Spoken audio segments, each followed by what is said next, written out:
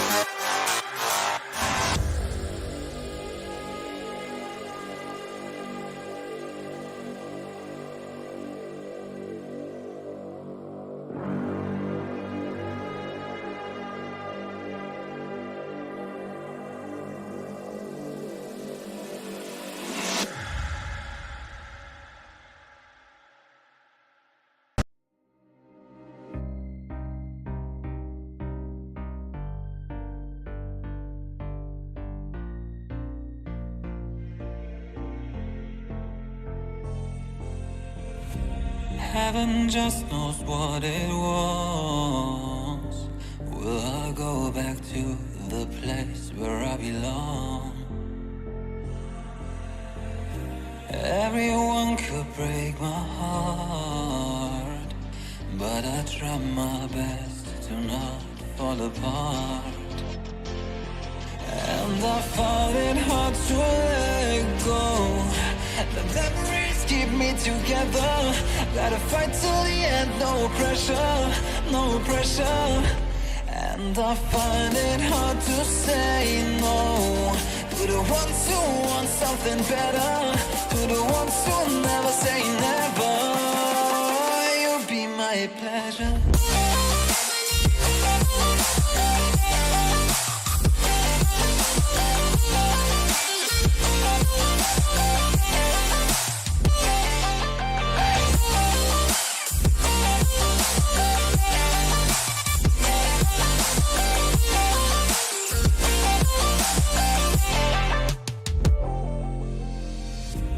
I got nothing to be scared of, because where people live, there is always love.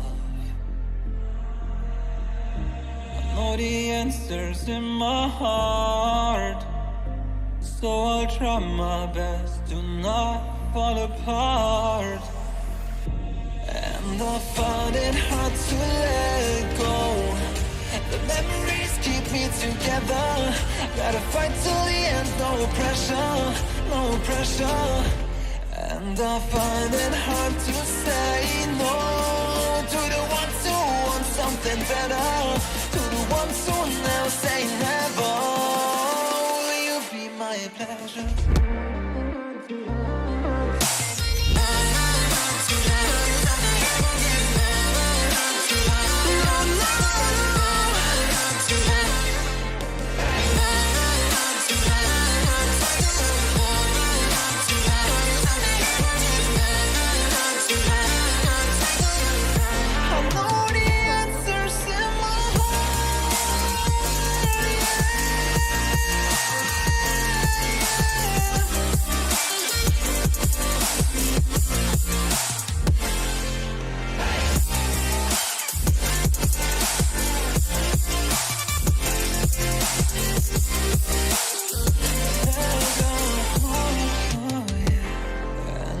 Find it hard to let go. Memories keep me together. Gotta fight till the end, no pressure, no pressure. And I find it hard to say no to the ones who want something better, to the ones who never say never. Will you be my pleasure?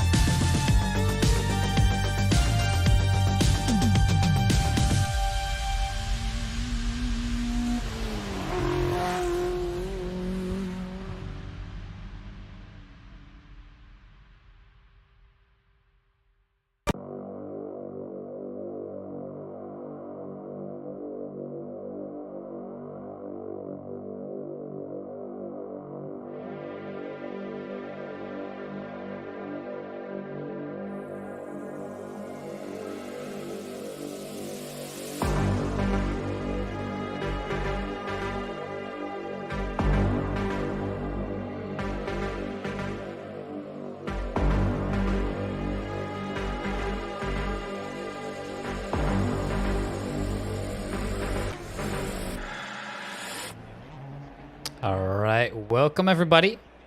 Hope you guys are all doing great, and we are back with Formula Racing League here. And this time we are fighting it out versus Team VESTASPORT from Italy. Welcome everybody to the stream. My name is Ricky DC, also known as Rick Popcorn for the people that know me by my real name, and I'd like to welcome you around this time a very sunny Spielberg. We find ourselves around the Red Bull Ring, a track you guys might be all familiar with, and a track that is also relatively new to the game. That being obviously the newest addition in the GT2 pack. And today it will be very easy to spot who's on which team, because this is just a team versus team race. We've got Formula Racing League Racing Team, which are the white cars. You can see them on the left. Also distinguishable by the livery you see on my screen. Not everybody has them. I saw that, for example, Benno Eck was running something different. I believe it's Benjamin Eck. Excuse me there. Yep, indeed, he's in the Tetris livery. So, that being said, not everybody has decided to run with the FRL colors, but they are still representing FRL Racing Team. And then on the other side, we have got, well, quite a few different liveries too. You should mainly look out for these ones, the VESTASPORT liveries here. Facing off versus a full Italian racing team tonight. I think there's one or two Swiss drivers, but I assume they all speak Italian, because it's just kind of like a mixture of languages over there. And, well, it's gonna be an interesting one here. First of all, we are starting off with 15 minutes of qualifying, and those 15 minutes are going to decide who starts on which position in the sprint race, which is going to be a short 25-minute race with no mandatory pit stops. And then we have, after that, a feature race. And that feature race is going to be reverse grid. So based on the results of the sprint race, that also decides which position you're going to start in. So if you finish first in the sprint race, that means you are also going to be starting last in the feature race. So the longer race, which is going to be 45 minutes with one mandatory pit stops here. And as we wait for the first times to come in, we can just admire the views here around the Austrian hills and forests. Quite looking good out there, I must say myself. And the weather's looking lovely. We might see that change here. Obviously, this is variable weather we're using, so wouldn't be surprised if it at some point started raining, or perhaps when we get into the race, or perhaps when we get into the feature race, things might be looking different. And that's going to be a big challenge here, because this track obviously hasn't been in the late game for too long. So I don't know if they're going to be ready for that kind of weather. And, well, I think almost everybody's out on track. There's only one driver missing at the moment, so everybody's just doing their thing. Lots of drivers now either finishing their first lap or, well, getting started with their time laps. So we're going to see what the reference times are going to be on this track, because I've got absolutely no clue what they are, to be honest. And it looks like it's going to be 1:28s in the beginning, so I wouldn't be surprised if at some point we saw them go down to low 27s, perhaps even 26s for the experienced drivers out there. But keep in mind that these players are already very good at what they do. Apologies. So yeah, we'll see how it goes along the way, shall we? Current leader is Francesco Adamu for VESTASPORT, and then we have Nico Veldman, the Dutchman, right behind, now just overtaken by De Jong already. So as the first times coming in, these are not entirely accurate, of course, because we're going to see a lot of drivers trying to get some clean air in to start their proper laps. Always easier said than done, of course, because, well, it's quite a busy server out there tonight. We've got 23 drivers at the moment, but wouldn't be surprised if that numbers went up a little bit more, because I think I saw 27 or 26, I believe, in the practice server earlier, but it could be mistaken. I'm not going to bother to check on the SimGrid. We're just going to see what is presented right in front of us here. And I've got high hopes for Formula Racing Team, because at the moment, FRL Racing Team, at the moment they're looking quite good at quali. I mean, Adamu is yet to be beaten. As I say that, it will be Stachecki. I'm not even going to bother pronouncing his first name.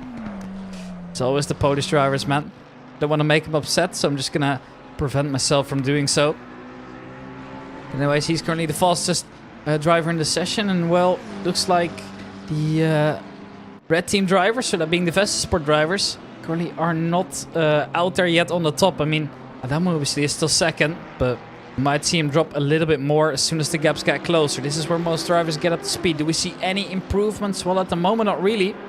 as we wait for Landolfi to cross the line. You see a couple changes here. Actually gets pushed out because it was Melker Gardby that set a faster time. He's got himself up to 7, but he's still a second off the pace. And we're already into the 127 marks now. So I think it's only going to be a matter of time until we see him go down again. That will obviously all be done in preparation for the sprint race, which is no mandatory pit stops. And then we've got a little bit of a different system going on for the feature race. But when we are getting around those times, I will let you know how that's going to work. And what I did notice out there, we've got a GTR on the grid, which is not a car that you see every day. Described by my friends as a boat. It is very well known for, well, being relatively quick, but not being the greatest car for steering. So I wonder how that one's going to do in the race. I at least admire the fact that he's brought it out here. Because it's just a new face, you know, you don't see him every day. I was doing a special event for Amigos Racing League, where they only use the older generation of cars, right? So you suddenly saw a lot of BMW M6s on the grid. You saw the Lexus coming out. I believe you saw the older Porsches coming out too. That was so much fun just seeing those out there on the track. You don't get to see them every day. People came up with some pretty creative liveries too. Now for this one, I'm not expecting too many creative liveries because most of them have stuck to the FRL Racing Team colors, of course, like this should. One driver going wide there. I think he's just going to reset into the pits. Yes, absolutely. And it's currently Justin de Jong leading the way here in the Mercedes AMG GT2 Evo, GT3 Evo, of course, excuse me. There is a Mercedes GT2 now in the pack release with this, hence the confusion. I've seen him out on track only once, I believe, in the stream of your dears, so I haven't really paid much attention to any of the GT2s. I know that the Porsche 935 isn't up there in terms of pace, but other than that, it's looking relatively alright.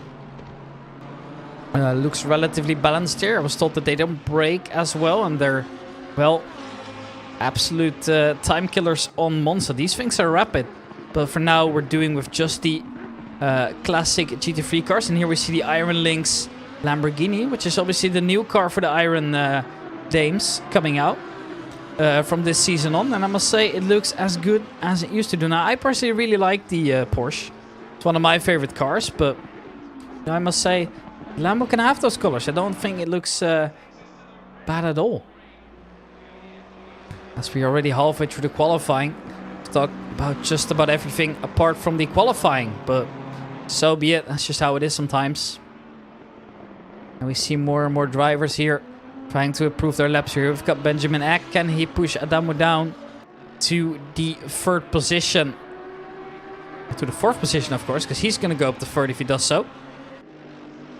At the moment, not really. Looks like that wasn't a fast lap after all. Now we've got Melker Gardby coming in. They were obviously known for driving together in a couple leagues, but at the moment, it looks like Melker Gardby is not able to do it as of yet. Now, obviously, there is still a chance to improve later on in the session. I mean, there's still 6.5 minutes to go off, so we'll see if they can do it in the end. But Adamo finds himself in third position, and he's kind of holding on there alone. So I wouldn't be surprised if at some point we will get some more reinforcements out there for VESTASPORT. Because, well, if it stays like this, then it's going to be a very, very, very uneven playing field. I've checked the ELOs a little bit, of course, on the Grid Finder website, or SimGrid. And they were looking relatively balanced. I believe that Formula Racing League has a little bit more experience at least. So that might work in their favor after all, especially on a track like this where might not necessarily be used to it as of yet. I mean, it's been in the game for a couple of weeks now, so we've all had time to practice. I only got the DLC today. When I was informed that it was Spielberg, I put it on the watch list, put it on the waiting list, but prices never came down in the end. So, well, I just had to buy it in the end. And, well, I must say I'm excited because I definitely want to go and try out the GT2s for a little bit here as we watch Ricardo Bassana make his way through. It's one of the Swiss drivers for VESTASPORT. He's gone for the Ferrari 296 in the well-known VESTASPORT colors. And I don't know why, but some of the names sound familiar. So maybe we've seen a couple in the Amigos League. I'm not entirely sure myself, but Well, if you're a fan of VESTASPORT, feel free to say hi. It's always good to see you on the broadcast as well. I just wanted to zoom in a little bit more on that one car as I see that one of the drivers just gone off. I believe that was Simoncelli. So yeah, he's not going to be improving this lap, that's for sure. Went off the track, most likely got invalidated. Therefore, well, he still finds himself in second last place. That's not a position you want to be starting from. To Bademchi then. No improvements, a couple seconds of the pace too. So as qualifying is coming to an end, I think it's safe to say that, you know, it's looking quite good out there for Formula Racing League. There's only one driver for VESTASPORT in the top 8 at the moment, which also leaves me a little bit worried that it might be a very, very one-sided affair. Let's see what chat has to say then. GT2s are amazing on this track. Did a race with them already. It was really fun and challenging. Yeah, I don't know. I kind of really like the GT2 as a concept. The only thing that I wish for now is that we would get a free Ginetta GT5 in the game, which is the only GT5 car, if I'm not mistaken. So you could just do like something like a career mode, right? And just go from lowest to highest. I feel like that would be really fun, but realistically, we're never going to get it. Or an expansion on the TCX cars, because, well, I really like the M2 as well. But that's just a dream. I mean, realistically, it's not happening, unfortunately. Now, there's a couple drivers here finishing up some extra laps here. We've got James Williams, and he definitely has been struggling so far in qualifying. And at the moment, doesn't look like he's going to be improving either way. Neil Woodward then crossing across the line. He goes quicker, and he goes, well, significantly quicker, I guess we can say, because he's now up to 12th already. And with 3 minutes remaining on the clock, time's kind of running out here, so everybody needs to get their fastest laps in now. With the time to beat being a 1:27.6 still. So maybe I was a little bit optimistic with the 26s, but... Ooh, Neil, that's a costly mistake there. It's going to cost them this lap at least. But yeah, maybe I was a little bit optimistic with the lap times here, but 27.6 seems like a solid time to be aiming for then during the qualifying here.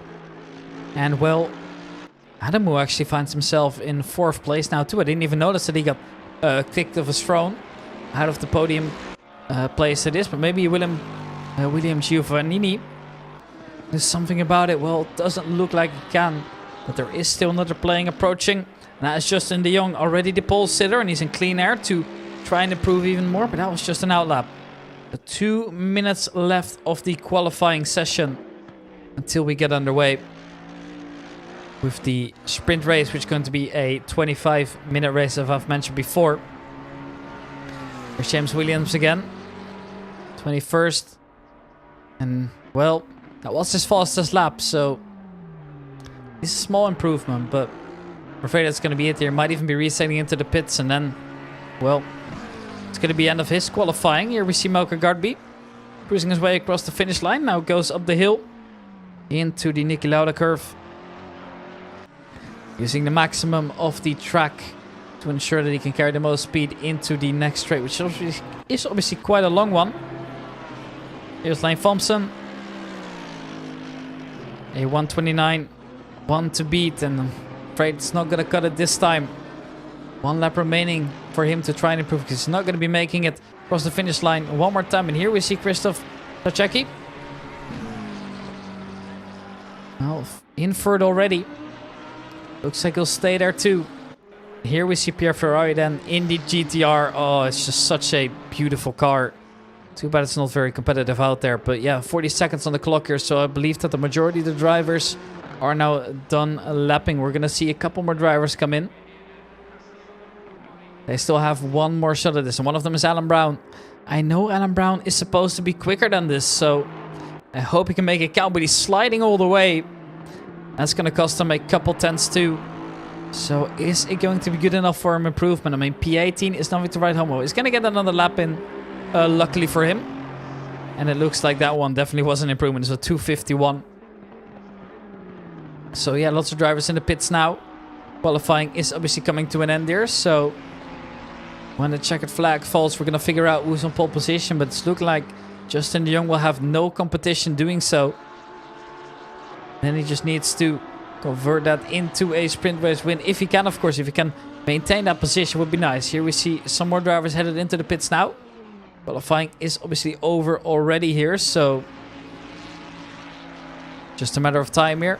Jetty is going to give it one more shot. Currently finds himself a little bit worse than average in 15th place, and it is going to be no improvements from him. That was his fastest lap, and unfortunately it's not good enough for an extra position here. So I wonder what's going on the other side of the track here. Looks like everybody's come to a stop apart from one driver, which is Alan Brown. Oh, waiting on him to come in. And once he is done, we are going to head into the 25-minute sprint race, which will then decide which position everybody will start in for the feature race, which is going to be the most important race of the day, of course. Alan Brown makes his way through the second last corner for the last time. It's looking mighty rapid out there today, but is it going to be better than a P18? I'm afraid it won't be. Alright, so now we find ourselves waiting for the race to start. It should only be a couple minutes from here. There we go. Now I have to click on drive, of course, and tab out in time. It's a little bit messy to do it like that, but unfortunately there's no other way to do it for me. Alright, and let me take you through the order one more time. It's going to be Justin de Jong. This man has set himself on pole position. Now we've got Nico Veldman, excuse me, I can pronounce it in Dutch, I suppose. We've got Sacheki Adamu, Elke Gardby, Benjamin Eck, Sven Korving, Marco Keddy. Obviously representing the Mercedes FRL team too. I mean, number 737. We all know that he's a aviator in his free time, or that's his job, I suppose. So it's cool to see as well that he's brought over that reference. Now we've got a couple of the Italian lads then. We've got Giovannini, Preto, Bolchowski. Before there is one FRL driver in the middle. It's Neil Woodward. Before we get back to the VESTASPORT drivers, which are going to be Landolfi, Sagetti. And then we see a bit of a mixed field coming in. And we've got Majemshi in P15. And we've got Bissana, Thompson, Alan Brown, Santoro, Simoncelli, Williams, Ferrari, Brau, and Gedman as the place in last. Alright, so obviously, as we usually do, we are going to be starting off with a full lap to get everybody ready and in position, because we're doing a rolling start like we are supposed to, of course.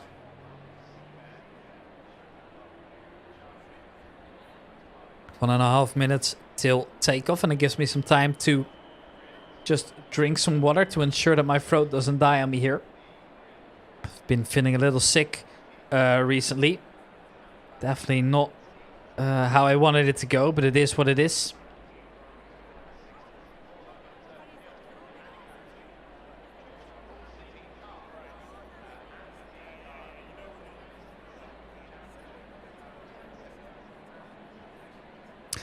Alright then, 50 seconds until we get away. Well, not really, obviously we're going to drive one lap around the circuit. And I'm personally really glad that this one's in the track pool now. There's still a couple key ones missing that I'd love to see. One of them being the Nürburgring Nordschleife, of course. I feel like that one would definitely add some well-needed variety to the track pool at the moment. Perhaps we can then also get the Hockenheim ring. I feel like that would be fun. Maybe something over in Portugal too. And then I'll be very happy. Then I'll be a happy man. I'll never complain ever again. Although I could be completely biased, but I'd like to see the TT circuit in Assen. As I say that, looking at the LED neon of the TT circuit in Assen that I have actually hanging on the wall in my room. So, well, being from Assen, it's maybe a little bit biased. And here we see everybody getting underway. Currently aboard with Nico Veldman, as you'll see all the cars something behind. Obviously, there's no contact as of now, but everybody's lining up in a single file. And towards the end of the lap, we are going to get back into the double file. And then we do a rolling start side by side. And I'm not sure if I see it correctly, but it appears that one driver has, well, not moved out. It's Ain Thompson. He's currently standing still, so... What's going to happen? Is he going to start from the pit lane? Most likely. But never great to see. Here's the man ready to cause an upset. Francesco Adamu finds himself in the middle of 3 FRL cars ahead and 4 behind him. And well, he's going to be the one to watch then. Was the quickest in qualifying by, well, quite a big gap, I'd argue. As the second fastest driver is in P9 for VESTASPORT. So yeah, not looking great, as we now see that, well, the player standing on the grid has been teleported over. This downhill section you just saw, well, you know, from experience, it's a tricky corner to get right. Amounts of time I've locked my TCR cars over there, it's, well, embarrassing really. That's what it is.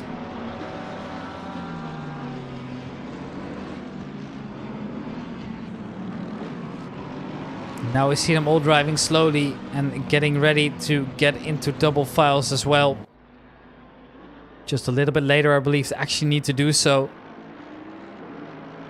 Looks like everybody's carried along. Looks like the one driver that we did have waiting in the pit lane has now disappeared off the server. So it turns out he's not participating. He's not in the sprint race. Well, that's quite a shame, but it is what it is. Now we wait for everybody to get ready in position, because we have now arrived at the final 2 corners. Everybody needs to get in position, so it's a little bit messy. Need to stick to one side, and then it's just a matter of timing it right with the rolling start. Obviously, you shouldn't go too fast in the start. You're gonna get a penalty as a result.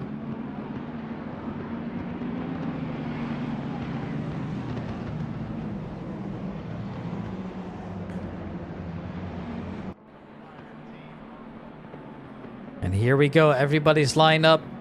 We are cruising towards the start-finish line. It's going to be any moment now until we get underway.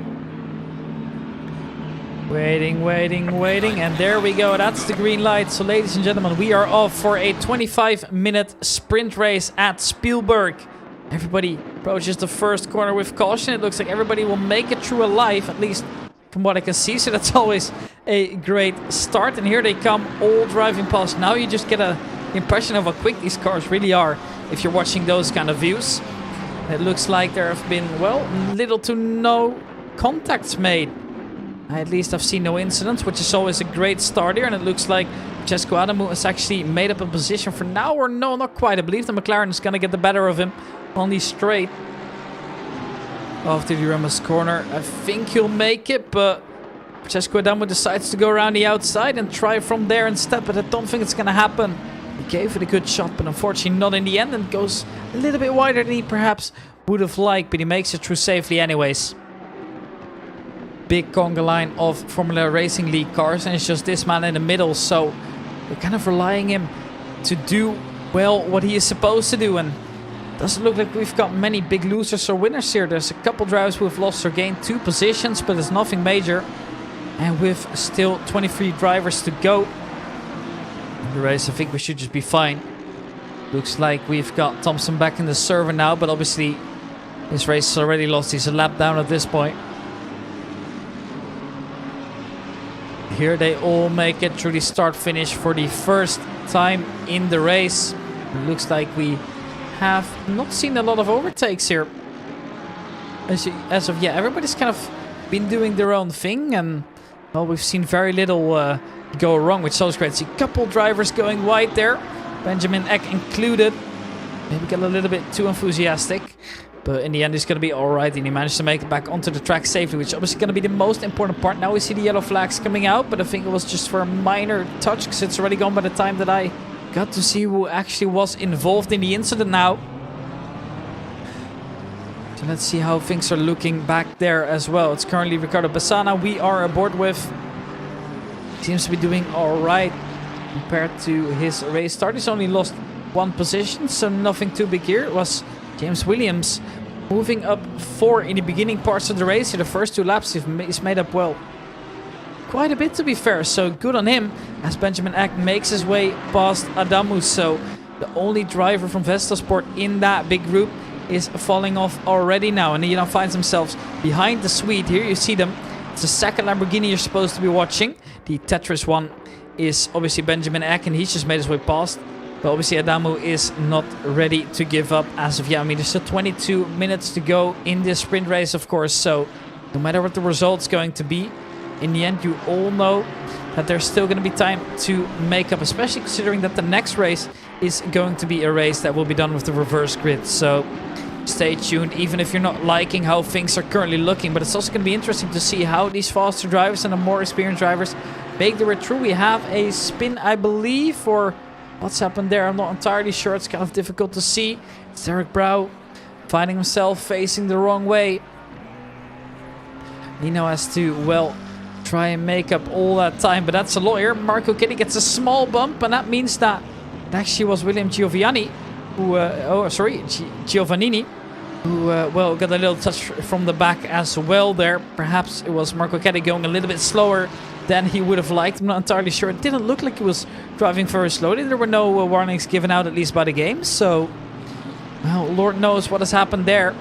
But I do know that Giovannini is struggling to keep up at the moment. You can see that it is Preto right behind him as well, trying to make his way past now. But their teammates should have to make sure that none of the cars take any damage in the process and nobody loses as much time. Or can he perhaps try and speed up? Can he perhaps try and escape from his teammate? Gonna have to keep our eyes out on that as we go a few positions further away. It is currently Tugber Bajemsi we are aboard with, and he finds himself in a sea of red. And that sea of red obviously being VESTASPORT. He's kind of in the middle of all the red cars, just the only car really surviving in that big group. And, well, you kind of see that we've got a big lead group here, consisting of 7 of the 8 FRL drivers in the top 8. And then we see that there's kind of basically nobody in the middle, and that's kind of all red. And then we see that in the back we've got the last 4 drivers, and these drivers are all drivers for Formula Racing League as well.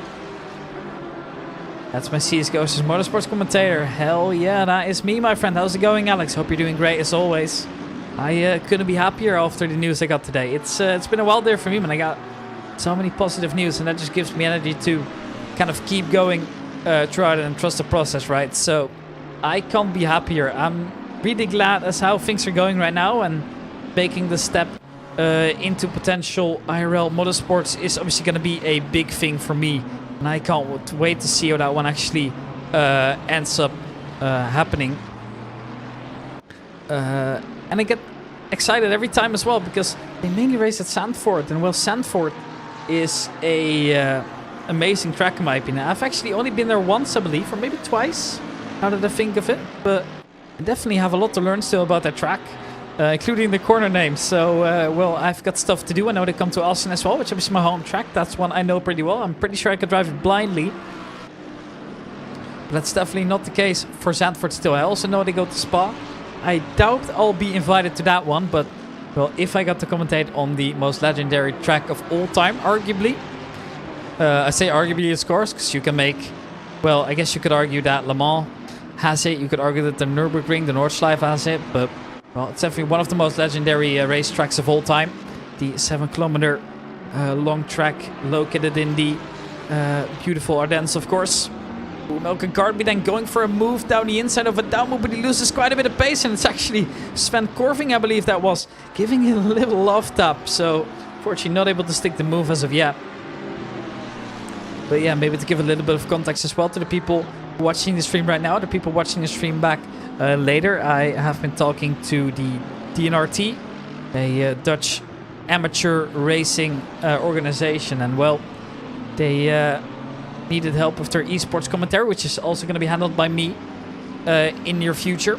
And obviously as well, IRL, I was invited to do so, so it's pretty dope stuff coming up. And that will be a big step as well to fulfilling my dream to make it either as a professional Counter-Strike caster or a professional motorsports caster. And this way, I can keep both options open while progressing in both, which is really something I'm looking forward to. Yeah, that's how things are. Here we see that little group of 3 as well. All chasing down Adamu. You see how intimidating that is. Seeing that in your rear mirror must be scary. To Mercedes is of course looking very, very aggressive. And well, we all know that the McLaren is a very, very fast car around here too. It actually allows me to look at the timesheet as well to see what the current BOP is here. It should give you an average idea of things to go. I wasn't sure what BOP they were going to be running in the beginning of the race, because obviously it's a relatively new track, so we don't know how accurate the things are from, for example, the low fuel motorsport BOP. So yeah, obviously that was going to be an interesting one as well. Like, how are cars going to compare on this track? And well, we already knew that the McLaren was always a good one to try. As here we see James Williams taking over the position of Alan Brown. That means that Alan Brown will move down to P18. James Williams makes his way up to P17 now. And with only 16 minutes remaining in this race, we are actually already getting closer to the halfway mark, believe it or not. Time goes by when you're having fun really, really quickly. And as it looks like right now, it is Formula Racing League absolutely dominating this one here. Adamu is doing his thing out there in P5. He's lost a couple of positions. Only one actually, now that I think of it. He started P4, of course. Got kicked off the podium position during qualifying. I believe it was Starchecki to take it from him in his McLaren in the end. And here we see the 2 Mercedes swap positions too. Marco Kenny will take it, but he'll be on the inside here. So can he squeeze enough without pushing the other Mercedes wide? Looks like he can. And Marco Kenny moves to one position. Sven Corving is going to have to give in. So the Aviator flies by. I was waiting to crack that joke for a very, very long time. You can applause if you want. Yeah, no, I wanted to make that joke. And yeah, what's going on here as well? Let's see what actual good people drive. Yeah, that's also something that I have pointed out before. To me, these racing standards here are unmatched. I don't know how they do it, but comparing this to, for example, the other leagues that they do, it's incredible. I've got no clue how they do it. It is unreal to me. I've been loving the races every time that I do Formula Racing League, because I always know that we're going to see very little incident and lots of hard racing, which obviously is very hard to combine in online racing, right? Don't get me wrong. So yeah, it's exciting stuff to be looking forward to, I suppose. We've got a couple drivers switching positions. Chris Gedman lost the position again, and it will be Williams to take over, now trying to get away as well. So even towards the back, everybody's fighting for positions. The gaps between most drivers are still very, very close here. We've got Stefano Polchowski really trying his best to get away from Preto, who's right behind. And Preto, well, he's been doing a good job at staying close as a post. And well, P12 is definitely a decent point to be starting. Obviously, with the reverse grid that we have, means you're roughly going to be staying in the same position. So a lot of things are going to do the thing. I'm driving in the 8-hour Suzuka, but I don't really have great pace, so I want to see how people drive their driving styles. To be honest, my driving style is hoping that I don't die, so I wouldn't be a great example here. So I hope you learned something useful. It also might, of course, depend on the car, and I feel like driving styles are such a personal thing as well, right? I believe you can be fast in very many different ways, as long as you're comfortable doing it in the car and setup of choice, of course. No, this is where I would usually plug a setup website, but unfortunately I am not sponsored by any of them, and I also don't think Formula Racing League would appreciate it if I just started promoting potential competitors, of course. And here we see Pierre Ferrari moving a position over Neil Woodward. So despite the Nissan being a car that doesn't have the greatest cornering ability, it has just made up a position, and Ferrari makes himself up to P19. Which could then mean that we at some point see him actually in a good contention for points as well during the feature race, which is the one we're doing afterwards. Because that feature race obviously is going to be done with a reversed grid, which is not something you see every day. So I'm really liking the concept that they've brought out this time. Obviously in agreement as well. Not over yet. As we see the halfway through mark is there already for the first race. Can you believe it? Time sometimes really flies here. And it's amazing to see, right? So far, don't think there's been many touches here. Everybody's been keeping it clean. And we've seen quite a few interesting overtakes over time as well. But the majority of the drivers here actually have just been, well, driving in fairly similar positions. I have Heimos set up, so it's fine. But really what I'm going off right now is putting... oh, I can't read that because of the heart icon. Oh, that's so frustrating. It's putting me 2 seconds of P1. Yeah, I am amazed too. Like, I am like 6 seconds of the pace in Silverstone. And I consider that to be one of my best tracks. Like, it's insane what these people are doing. Now, I don't have as much time to practice as they do, of course. So therefore, it's kind of difficult for me to say. But yeah, absolutely brilliant stuff coming out from the FRL lots as well. At the moment, you gotta admit it. I mean, they're looking rapid out there. Best lap currently is at 1:27.740. That is a time that is roughly 1/10 of the qualifying pace that we saw for the, well, previous session, of course.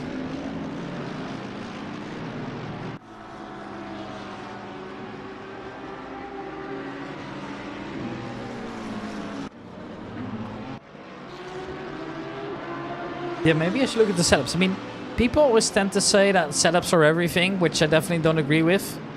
I feel like default aggressive is fine to be semi-competitive. Sure, maybe you won't be as quick, but it's not like that's going to save me 5 seconds a lap, of course. So, in the end, I've also got to improve if I want to be faster. Team that driver has fast cars on the 5 cars on the grid for Suzuka. Oh man, I wish I got to do more of those endurance racing, because personally I love endurance racing, but I don't know if my throat will handle it. Obviously, I come from Counter-Strike mainly. Tactical shooter game. This is just something that I do on the side. So every time that I get on the mic, I gotta get used to speaking that much. Because when you play Counter-Strike, you have some time in between rounds where you can just take a small break or you can grab some water. But here, it will immediately feel awkward if I just take a small break as well. To drink some water or anything along those lines. So, yeah, it's definitely not been easy. But I've been loving it so far. Definitely reigniting the fire, the passion that I have for racing as a whole, of course. Less than 10 minutes remaining here, and it looks like Landolfi has actually touched. Oh no, what has just happened? Is in the end going to be Tucker, but Jemski, I want to see that one back from his PV. Maybe we can use the helicopter for this one. What has just happened? I'm not entirely sure. Things were looking good. Ooh, that was his own mistake, I'm afraid. Actually, nobody even touched him. As all by himself. I thought surely that was somebody else's fault, but it turns out that it was well, it was a forced error, I suppose, but there was no contact between any of the drivers, so unfortunate to see. Now he finds himself in P17, losing positions as a logical response here, as it will be Landolfi to make a one position again. Santoro has to wait in behind now. It goes from P13 to P14. So on the cornering speeds and the lines, too aggressive trying to drive away. Yeah, for me, I don't know. I feel like I'm on the limit, but I'm still faster. But I think just that I'm not comfortable with the car enough to really get it where I want it to be. So I have to take compromises by braking early or taking different lines, which are very suboptimal. I can do great analysis, but implementing it in my own driving is difficult. Yeah, definitely. I mean, that's what I always used to do, right? Because I used to run a small racing league myself in regular Assetto Corsa and MX-5s. Then every time we do a track, I like look up like, hey, in real life, what do they take? Like what corners? They take at what speed, what gears? It's a great way to learn, but you know, when you're racing, when you're in the heat of the moment, I tend to just forget all of it, right? What's braking marker? I've never heard of that before. So for me, it's kind of difficult to just keep myself focused enough that I can focus on those things. Because what tends to happen is I'm driving and I see there's people driving behind me and I just get stressed out. And well, I guess there's a reason that I'm behind the mic and not driving this time around. So yeah, it is what it is. But I must say, I'm having as much fun commentating as they are having driving, I think. For me, personally, I don't mind too much what I'm doing here. As long as I'm involved in the action, I'm a happy man. And, well, that goes for many things in life. Uzantor, a small mistake, but recovers it quite nicely. So I'm not going to cost him too much time here, although it is obviously an opportunity as well for the driver ahead of him to try and get away here.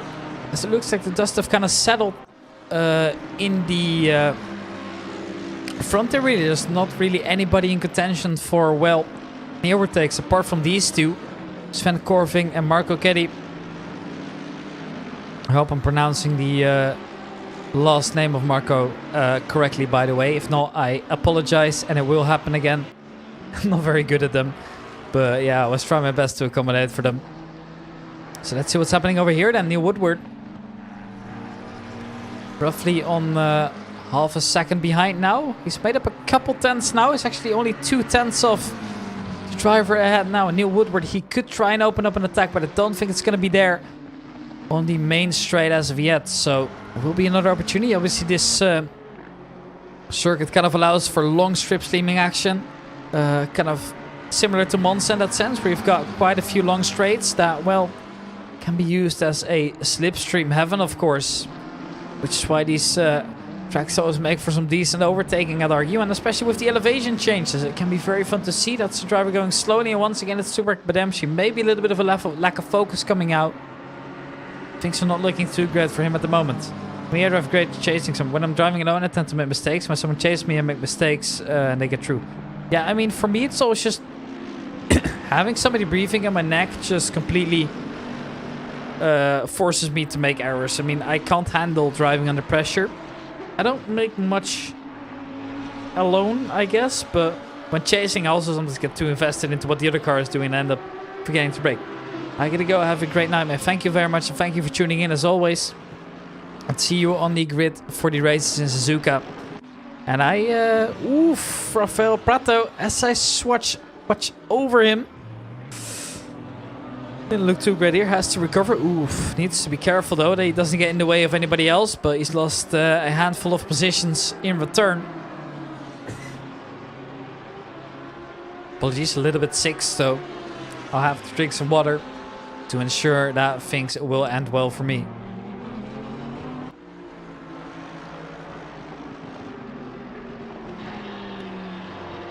I've got everything tonight. I've got the things for my throat ready. I've got tea. I've got honey in the tea as well. I've got these mental things. I don't know what they're called in English. Got strepsils here. Got water. So I'm trying to tough this one out here, but it's never easy. Actually, it's an advice that was given to me too. Maybe I should go and do some singing lessons. As stupid as that sounds, it helps you control your breathing better. Which you could definitely use to utilize the maximum of my voice. And, well, things aren't really changing that much in the last 4 minutes of the race. Everybody's kind of driving alone here. It is still this man leading. Justin de Jong hasn't gotten a lot of screen time, because that's what happens if you're just driving out of, you know, everybody's sight, really. I mean, he's so far gone. He's 3.5 seconds away from the rest of the field, which I can always say massive kudos to him. Because that's impressive in a sprint race. And I can't wait to see how this driver's going to do when they are swapping around. When they are going to be starting from the back in the feature race, of course, which is longer. So more overtaking allowed, but we're allowed. More overtaking possible, I suppose. It is a great battle we're watching here between Woodward and Williams. And it will be Woodward to gain a position and close the door. But he goes very, very wide in the exit. So I wouldn't be surprised if that's going to be a warning or a penalty of some point. But I think for now he's fine.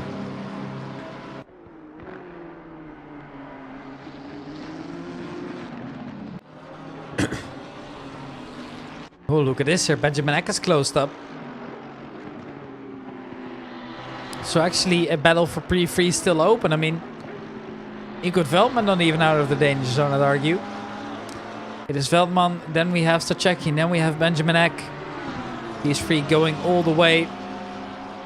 Trying to get the last remaining podium spots out of there. And at the moment it's the Dutchman leading that small package. So we've got a Dutch 1-2 coming in. Must be a massive result, of course. And there we have Sogetti on a, well, quite a harsh penalty here. A drive-through coming in for Francesco Sogetti. I think he went over the track limits too much and therefore he's been punished. Always tough to see. Now, Neil Woodward once again finds himself back in P20 as it has been Bajemski to overtake. And look at the mere speed he is carrying through there. They're all going so wide here. Rejoining the track a little bit later than perhaps I would have liked, I think. But in the end, I think they'll manage. I mean, at this point, it doesn't really matter too much here. There's only 2 minutes left to race, of course. So if you don't pick up a penalty, you should be fine. All warnings are going to get removed anyways once we get into the second race, if I'm not mistaken. So yeah, we'll see how it is. And you know, it's good to see that these drivers are still actively fighting for positions too. Looks like it is once again Tupert Bajemski to fall behind. He's been struggling controlling that BMW for, well, quite a while now. It's a little bit of a messy race from him. I expect him to do a little bit better. He definitely was a great midfield driver in the other races I've watched here, but I think it's just a lack of focus, maybe a little bit of lack of track acclimatization. Who knows? Who knows in the end? But what I can tell you is that they're doing a great job at keeping it clean at least, which is always great to see.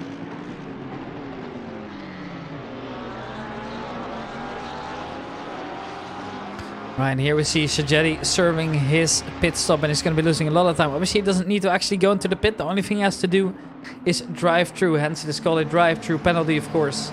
But it's cost you quite a bit of, quite a few seconds here. So obviously, he's going to lose some positions, and it looks like he has lost 3 already now, with perhaps another one approaching. But no, he's already back on the track, I believe. So should be fine for those. And here we see these 3 still battling it out all the way to the finish, which is, well, great to see here. Obviously, time is going to run low on them, so depending if the leader makes it through, you're going to see this battle ending quite soon here. So currently see that Justin de Jong is ready to do it. Can he cross the line one more time?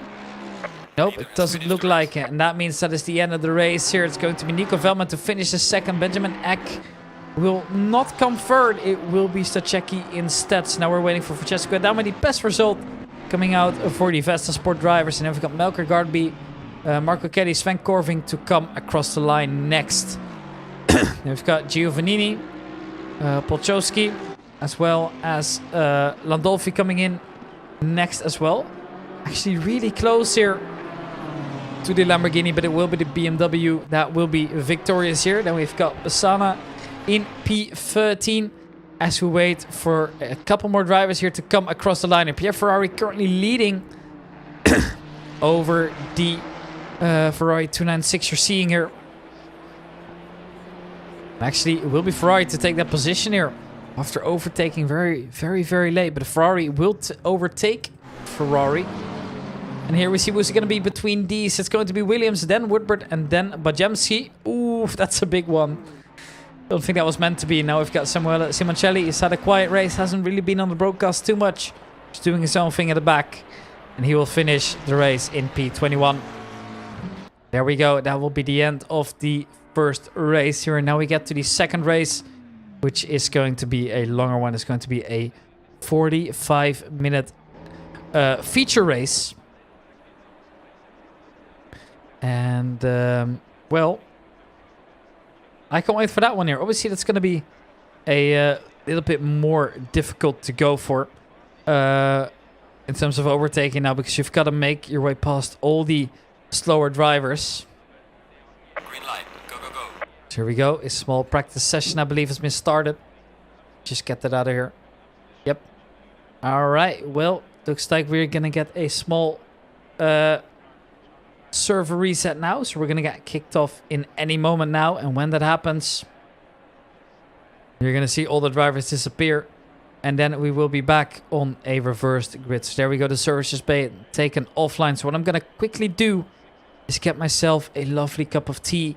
and get ready for the feature race, which is going to start any moment now. So enjoy the music and we'll be back.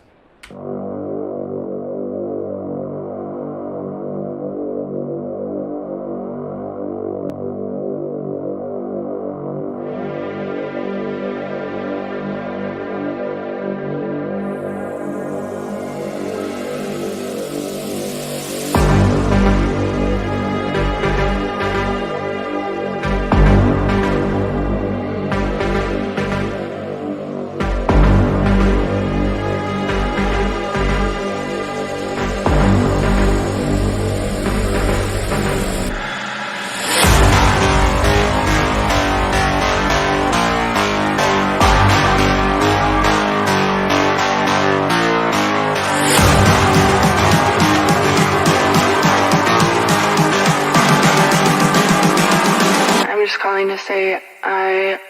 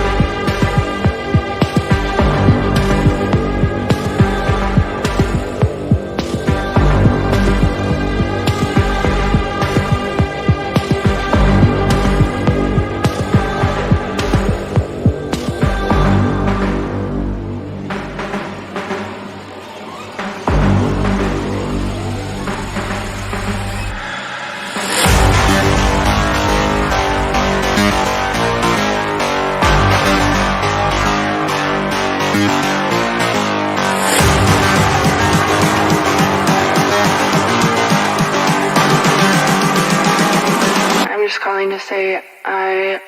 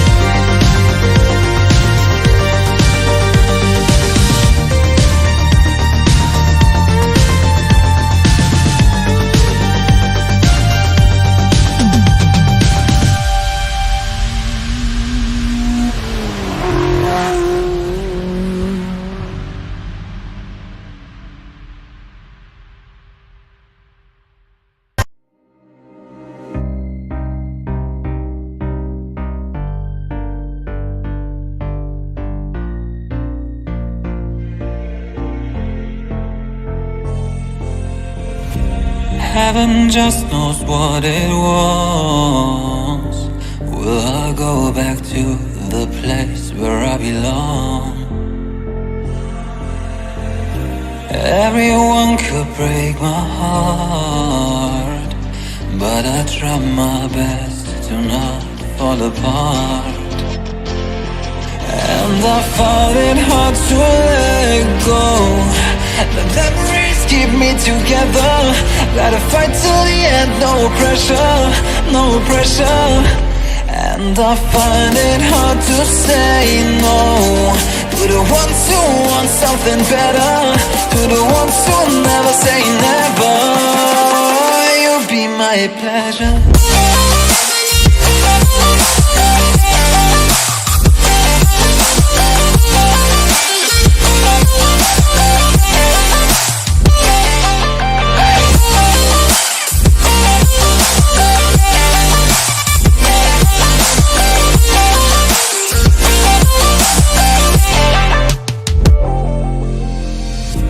I got nothing to be scared of, because where people live, there is always love. I know the answers in my heart, so I'll try my best to not fall apart. And I found it hard to let go. The memories keep me together. Gotta fight till the end, no pressure, no pressure. And I find it hard to say no to the ones who want something better, to the ones who never say never. Will you be my pleasure?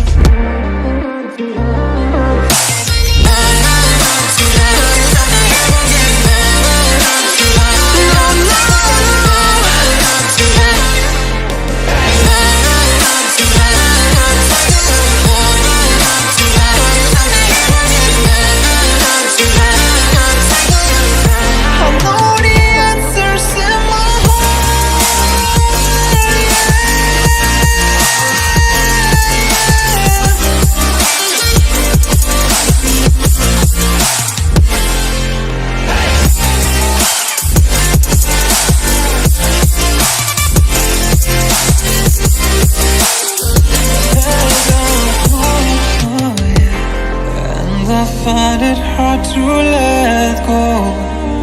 Memories keep me together. Gotta fight till the end, no pressure, no pressure. And I find it hard to say no to the ones who want something better, the ones who never say never. Will you be my pleasure?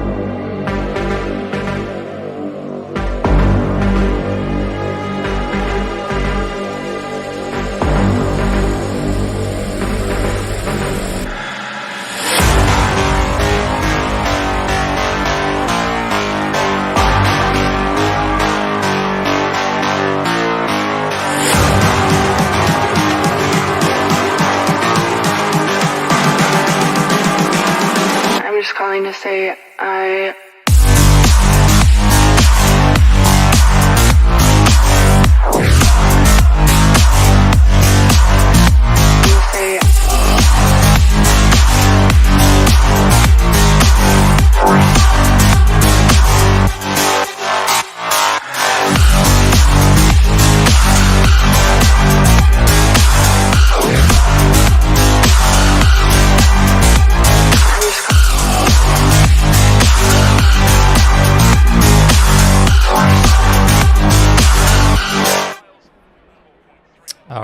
Welcome back, everybody. Hope you guys have had a nice little break here. You have had some time to fill up your drinks while we get ready for the feature race of today. Now, I can definitely feel that my throat isn't doing its best right now, but we're just going to have to deal with it here. So let me introduce you to the concept of our feature race tonight. Well, first of all, as you can see, it is a reversed grid. So everybody that finished last is now at the front. People that were P2 are now second last, third are third last, and the other way around, of course, as well. So that, well, is going to be a significant change up here, as it means that all the drivers that, well, did really well in the first race basically got punished for it. They need to fight their way back here past all the slower drivers. Got a mandatory pit stop in this race as well. The engines are revving. It looks like we are off. And, well, we've got a mandatory pit stop here that will be mandatory refueling with a fixed refueling time as well. So, doesn't matter how much fuel you take. It's going to be the same time anyways. There's no pit window set, so as long as you serve it within the race, you are good. There's a maximum of 50 tire sets. If you were to use them, you can, although I doubt that's going to happen. As always, as well, we've got the variable time. At the moment, it is cloudy and sunny as well. So, if it stays like this way, like it says right now on the 30-minute forecast, you won't see that many surprises. It's going to stay the exact same way. Now, let me grab my phone again to get back into the YouTube chat. I am still here to interact with you guys. If you have any questions, let me know. I'm excited for this one. Obviously, we've also still got our Formula 1 series going.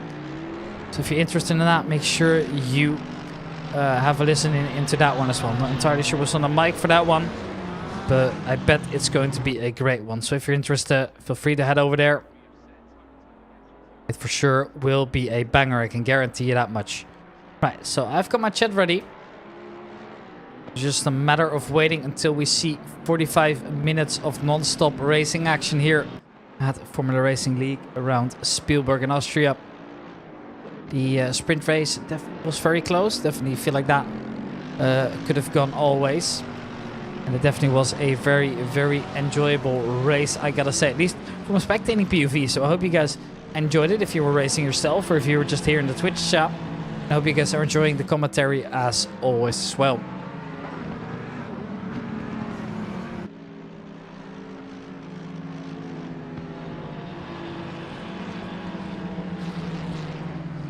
Here we see all the cars slowly but surely crossing.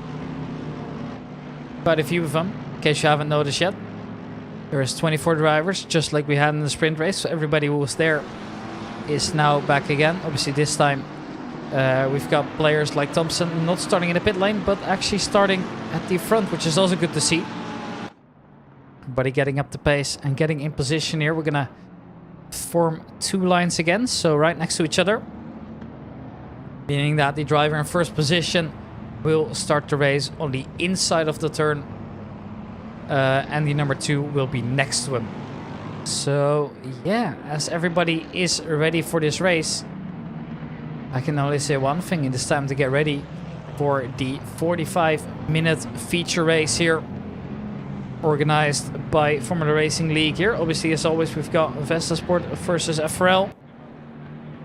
Everybody's ready in position now, and I think what I'm going to do is to get the best view of it is once we are on the way, which is going to be now, is I'm going to head over to the helicam so you can get an overview. Ooh, a little bit of a touche at the front already, and this is also where we might see things get gnarly. There's another big touch as well. There's a couple drivers standing still completely, but I think everybody's made it through relatively safe. There's a couple cars going into the barrier there. That was one of the VESTASPORT's 296s. And yeah, that was bound to happen. Obviously now we've got these slower drivers up front, so we already know that things are going to get messy from time to time. So many drivers losing and gaining positions, too much to handle at the moment here. And well, a couple positions, a driver facing the wrong way. That's the only Lexus on the grid, I believe. That's Giovannini, if I'm not mistaken. So he finds himself facing the wrong way. And well, obviously, these incidents will happen if you have some slower drivers at the front. Faster drivers might be getting too excited to try and get past here, but Obviously, the main goal is to all make it through safely. Here was nothing noteworthy, not restart worthy at least. So in the end, I think we're going to be all alright. Nobody really got taken out too much here. It was indeed Giovannini I was talking about. He finds himself facing the wrong way and then finds himself all the way at the back here. So quite a shame, but that's just how things go from time to time. And while I'm around, he'll be happy with this. He knows he's a quicker driver. He knows that he can now get a very good result in the feature race. This time, obviously, it still is the white dominating. You see so many cars coming into the pit lane as well. That was to be expected after the incidents, right? Everybody now is coming in for early repairs. You might as well. And then, obviously, to do their mandatory fuel pits. There's so many drivers in the pit right now. It's Williams with Caddy, Gartby, Ferrari, De Jong, the winner of the last race. Stachecki and Giovannini as well, all coming in at the same time to serve the mandatory pits while the rest is racing on. So obviously this is also where you get a little bit of a split between the two groups at this point. Because one of them has served their pit stop already. That's also the neat part about not having a set pit window in which you need to pit. Now this time everybody's able to pit whenever they want, as long as they serve one with their fixed refilling time. And oof, that's a big touch as well. Not exactly sure who it was in the end, but there's one of the FRL cars going very, very wide. Well, Thompson, he's very relaxed. He's really happy with how things are going right now. He's just creating a gap over towards the rest of the field. And oof, that is Benjamin Eck going very, very wide there. Things are once again already getting messy out there. There's another Porsche headed in. I wouldn't be surprised if that's Nico Veldman. I could be mistaken, of course. No, it's actually Getman. That was in the sand just earlier now. And now you see a couple groups here formed. These drivers obviously are still very far away from the rest here. So they cannot try and make up time as well. Try and focus because they need to get towards the other group here. Because they're going to come in. That's where you want to be ahead of them. Once they obviously serve their mandatory pits. Here we've got Tugberg Bademski. He struggled in the first race. With a little bit of, well, balance and control, really. It's simple as that sometimes. He definitely had a decent recovery coming into the last part of the race, but the small mistakes ended up costing me. Spun once, made it into the barrier, or just about didn't. I'm not entirely sure which one it was, but yeah. It's not going to be easy. And for the viewers at home as well, it is very easy to tell which drivers have served the mandatory pit stop or not. If you look on the left side of your screen, you will not only see the times and standing, you will see next to the car name and number, car make and number, you will see a 1 or a green mark. The orange mark with the 1 in it means they have served one pit stop. It means they have served the mandatory pit stop for the race and they are now good to go. So everybody in the top 17 currently has done that. And all the drivers in green have not. So these drivers are the drivers that currently find themselves having served their mandatory pit stop, and they can try and focus on later. Here we see another one. Landolfi coming to serve his pit stop too. As we swap over to Nico Veldman.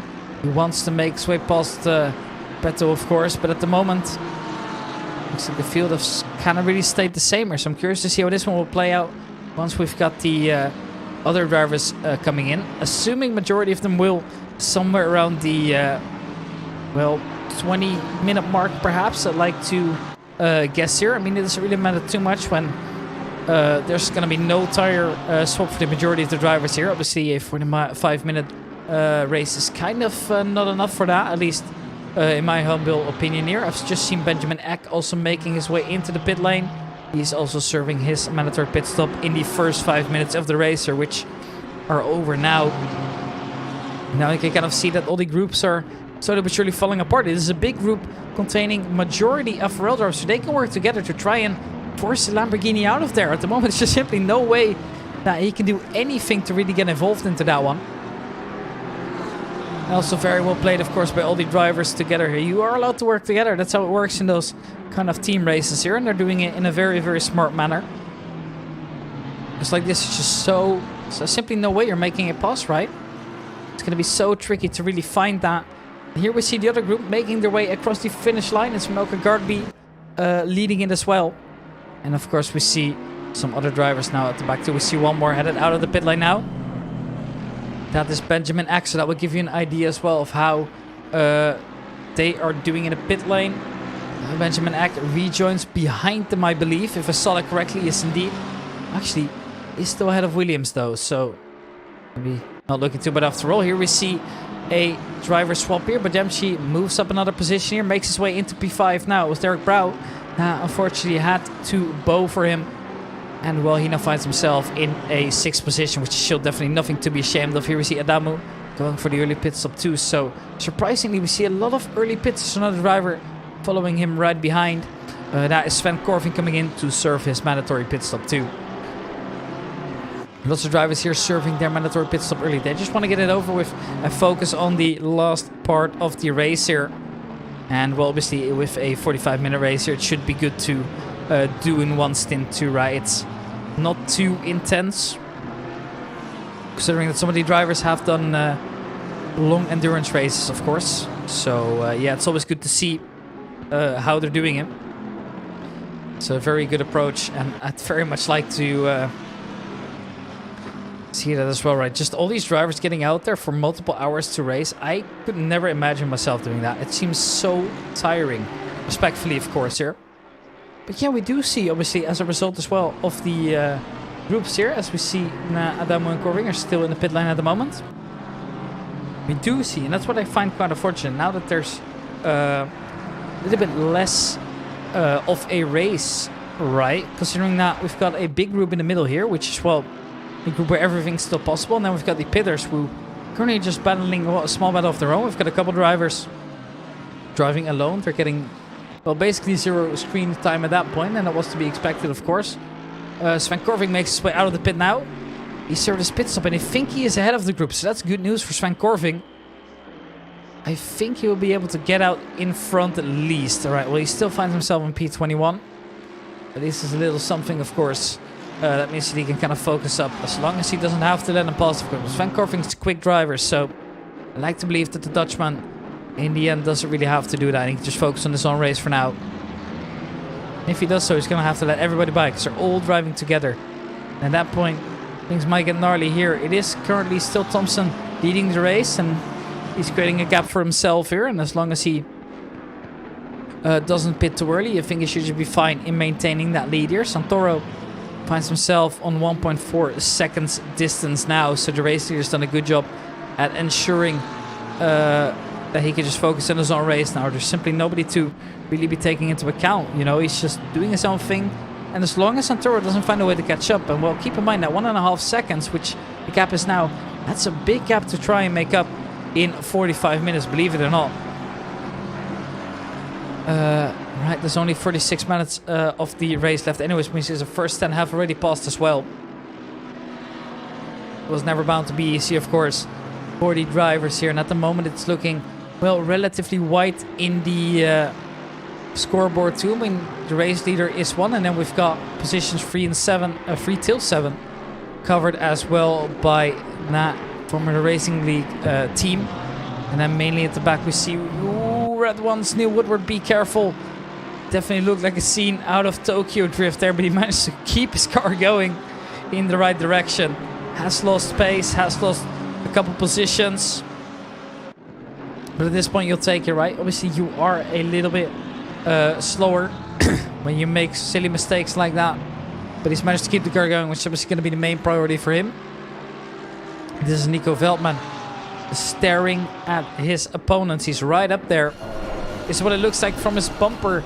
To put that into perspective, shows you how fast these cars are really going here. Nico Veldman looking to make up that one spot and get himself into 2nd position. He's going to keep hunting until later, of course. And well, if he managed to find his way past, or perhaps if one of them went to pit early, then that could also be interesting to see how that one's going to unfold in the end, of course. But at the moment, Nico Veldman's having no struggle to try and keep on there. Thompson has lost Thompson, excuse me, it's not Thompson, it's Thompson. He has lost a bit of time, so I wonder where it's gone wrong for him. Here we see the Lamborghini going very, very well. Surely that must be track limits, right? It definitely looks like it. As it is now also a small battle here for the extra position. No, actually not even. That is that Lexus we saw. We see that Lexus is currently in 2nd last place. So no, actually this is already a possibility to lap the drivers. Yeah, that's not something you see every day. And look at this. Santoro, well, I wouldn't recommend driving over the grass. Not gonna do you any favor. That's also how Nico Veldman makes his way past. The second I swap over to another battle to watch, this is what happens at the front. And now Santoro finds himself in P3 here, and it looks like Thompson and Veldman, they are not ready to give up the fight either way. I wouldn't even be surprised if, well, Veldman's gonna outbrake him here into the next corner, which is gonna be a right-hander here, but I don't think he's got it, or does he want to stick it? No, there's simply no space for him as of yet. But Santoro moves moves down one position. Veldman moves up one position. As Brown and Gedman both make their way into the pit lane now. Benjamin Eck, as well as Malcolm Garby, driving relatively close by. But it is currently Benjamin Eck we're aboard with in the Lamborghini, representing Team Formula Racing League, as always, in the official original colors that FRL has been using for a very, very long time. At least now since I've known about them, which, well, given isn't a very long time, but still, it's always good to see some representation. I love that teams are proud to show that they are part of FRL, and they're actually showing up to these events as well. And VESTASPORT is obviously also, well, put up a good fight so far, but definitely didn't have the greatest of results in the sprint race. This time, of course, things were looking a little bit better for them. So obviously those drivers that were in the last place had a advantage now starting at the front. But unfortunately, thanks to the incident where we saw a couple drivers being spun around, I believe there were two of them. There's mainly the Lexus there, remember, of Giovannini, who find himself facing the wrong way. And then, you know, lost so much time that all the cars of the white team, so FRL, making their way past them already. So that advantage was gone there. As you look at the weather forecast here as well, the track is relatively cold, 13 degrees only. But it is currently at optimum grip.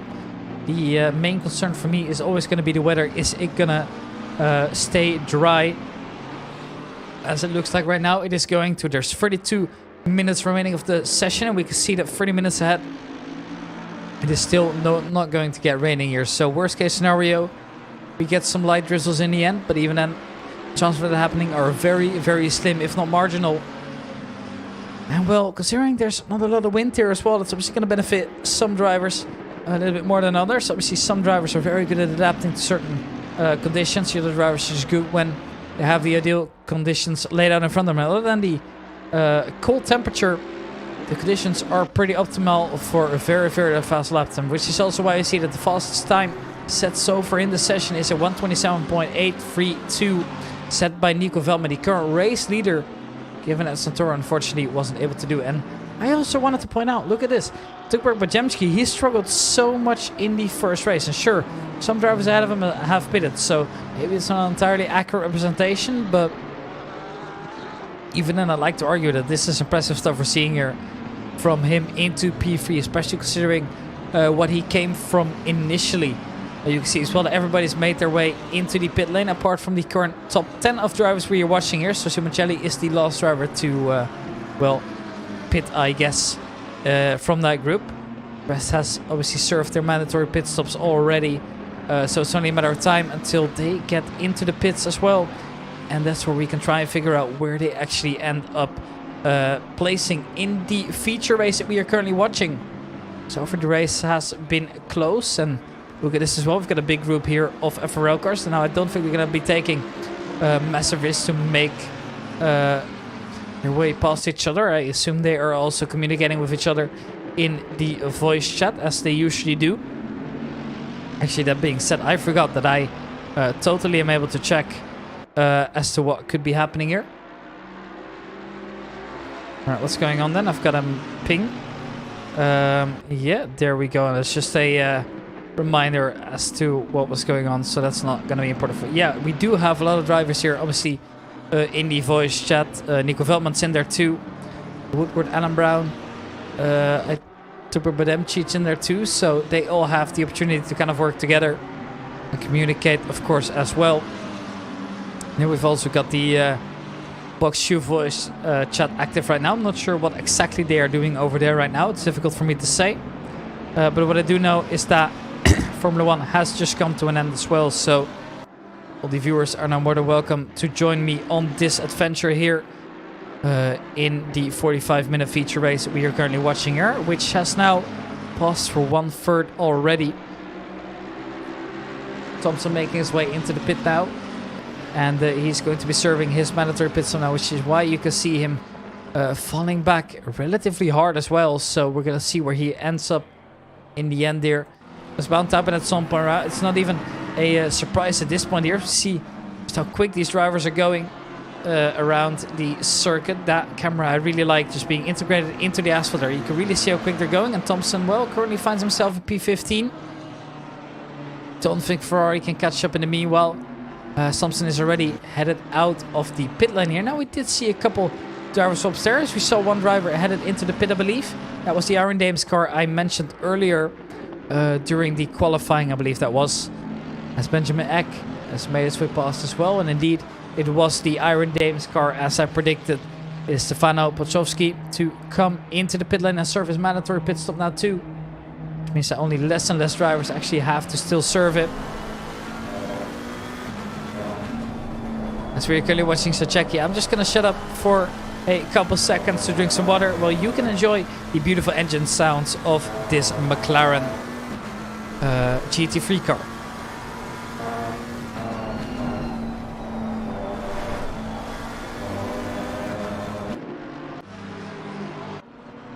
Derek Brow loses the position over to Neil Woodward. And Neil Woodward, well, he's had a good race so far. Obviously, Neil Woodward was actually one that started in P5, so he's gained only one position, which doesn't look that impressive initially. But I think he was putting up a good fight now, actively overtaking and looking to be gaining. And well, Pochowski, he's fallen off 5 positions already thanks to his mandatory pit stop. That was bound to happen at some point, wasn't it? Same for the other drivers, of course, that are still yet to come in. There's only 8 of them, including the current race leader, of course. So when he comes in, is he going to stay ahead? Well, I sincerely doubt it. But it definitely does help with the motivation, of course. And with these drivers kind of being in clean air, they can gain up a lot of time. Here's Derek Brow. Well, will unfortunately now also be under attack of that Lexus. That Lexus is not a overtake for position, if I'm correct. No, indeed, these are on separate laps. As you see, we've seen one disconnect in the server here. I'm not entirely sure who it was. I'm trying to figure out who it is, but it's kind of difficult. As Neil Woodward now serves his mandatory pit stop, which is why he got the overtake back on Woodward there. And, well, we're currently watching Marco Chetti for a little bit here. He was very close to a driver, but now he's not anymore, so I wonder what has happened to that. But unfortunately, there's no way for me to tell. I don't have a time machine as of yet. Here we see Fede Preto. He gained a position onto Brow because Brow has made a big mistake. He finds himself actually going off track for a little bit there. That's not what you want to see. Never a great sign, of course, but well, he's managed to recover. As Woodward is now losing a handful of positions already. He's lost 6 so far, thanks to serving his mandatory pit stop. And well, that can obviously become more and more as well, whereas more drivers are crossing the start-finish line in this race. I wonder where he's actually going to end up. He's out of the pit lane now. I think he should just be fine now. He's in no man's land, kind of. Still finds himself in a decent position, P13. A little bit worse than average, but definitely something workable, especially considering that there's still 7 drivers who are yet to pit, and some of them are definitely going to fall behind Neil Woodward. So once the drivers come in, he's obviously going to be gaining those positions one by one, which doesn't look like much, but you'll happily take it. Here, the GTR getting out of the way. Ferrari realizing he is not... well, it's not going to be worth him to battling him. Sorry, I struggled a little bit for my words there, but realized as well that Adamo did really well in the first race to try and hold on. He was the quicker driver, so we got out of the way. Maybe he was instructed to do so. So that's also a possibility into that one to ensure that they don't lose as much time. And now we've got 3 drivers into the pit. It is Bademci, it is Brow, and it is Bassana as well. So when they come to a halt there, they're all going to be leaving the pits at roughly the same time as well. And this is where we see drivers like Benjamin Eck have the opportunity to score some good points again there. Keep in mind as well, if you look at it this way, right? Justin de Jong is currently P7. Other drivers, well, are currently pitting or are yet to pit. Those are only really teams of the... only cars of the red team, really. I mean, we've got, well, only 2 of them in there. No, there's 3 of them in there, to be fair. I thought it was mainly red cars, and so it's actually not. But, well, considering that most of the drivers are actually serving the pit now, there's only going to be 2 high-ranked drivers will still to pit, and those are for the red team. That being VESTASPORT. It was Nico Veldman to stop leading the race, but he's obviously yet to pit as well. And well, here you see as well that's Simoncelli losing a little bit of time. That's Bassano leaving the pit right now. Simoncelli has to stay behind a little bit longer. So resultingly, they will fall off a couple more positions. Now we see Santoro coming into the pit lane. He's already lost his third position. So I wonder what's actually going to end up happening. We are currently watching the Swissman of Marco Chetti just chilling behind Sacchecchi at the moment, not really getting closer. And just shows you how painful it is to kind of be losing this much time here. But luckily for him, it actually doesn't look like he's been overtaken that much. So that's the great part now. Sure, there is a driver approaching here. That's the driver number 27. But I don't think that's an overtake for position even.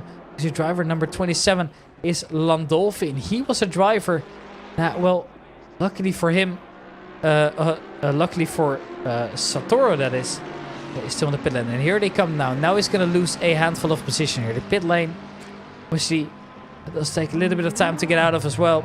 Now he's going again. So he has fallen off from a podium position. Now finds himself actually a little bit more close to the midfield. Sure, he won't be in the top 13. He's still top 8 after all. Actually, now he is not anymore. Oh no, he's actually fallen off way more than I thought he would have. But it is Alessandro Santoro moving on, and unfortunately not for the better. And that means that things are now looking good here for Formula Racing League team here, as it will be majority white team cars now in the top. And well, the first driver, the leading driver of the race, has come in as well. So Nico Veldman's going to fall off now. He's served his mandatory pit stop, which means that we temporarily have a VESTASPORT driver in the lead. Obviously, that's not going to be accurate, is it? Or is it? Wait. No, he still has one pit stop to serve. Sorry, I got him mixed up for a second there. I was a little bit confused as to what was happening there. But no, he's the only driver still to pit. So, yeah. I was like, hey, wait, that doesn't make a lot of sense. Instead of also explaining it wrong on the stream, I just remember now. So the green means they're ready with their pit stops. The orange counted that they needed one more. Apologies for that confusion early on. Luckily, nobody really called me out for it. Turns out that I missed that mark completely. Little accident by me. It is what it is. And here's Nico Veldman now, rejoining the race. But where is he going to end up? Obviously, he's going to have a little bit less speed compared to these drivers coming out of the corner here. So might still lose it to the Mercedes here, making his way around. So Nico Veldman, well, loses a couple of positions now, slots in behind the Swissman. And Nico Veldman will have to race up from P6 again. Now, my main concern here is that this might just be a very, very dominant racer. Because if Petto, who currently finds himself quite far into the racer, as it is the car number 79 to disconnect there as well from the race. That is Gatman. He's been standing still for a while now. Here he goes. All right, so this is where we got to pay attention to the leader of the group. And that is Justin de Jong.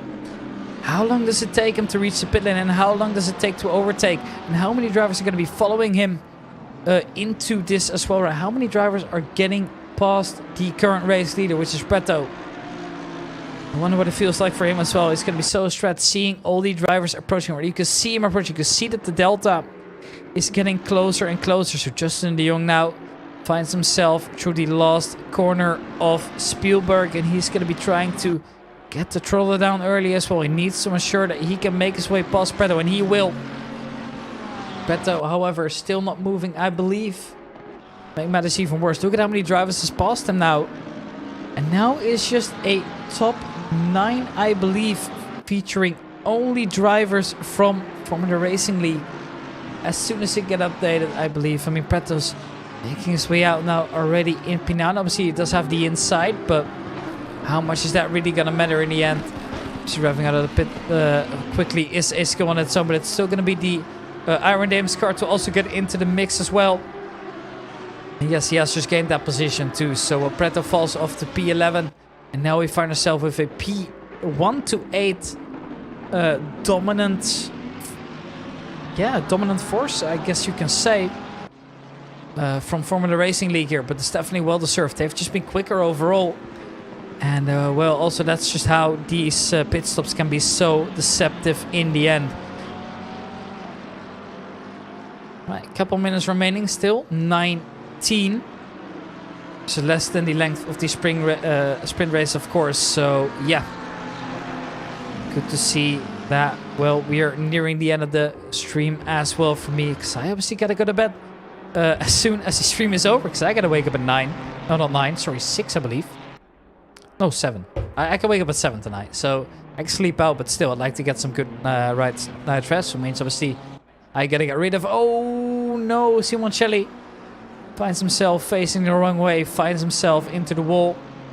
Rejoining might be dangerous there too, so obviously driving slowly there, that's not what you want to see. But yeah, obviously I gotta go to sleep as well. I've still got school in the morning.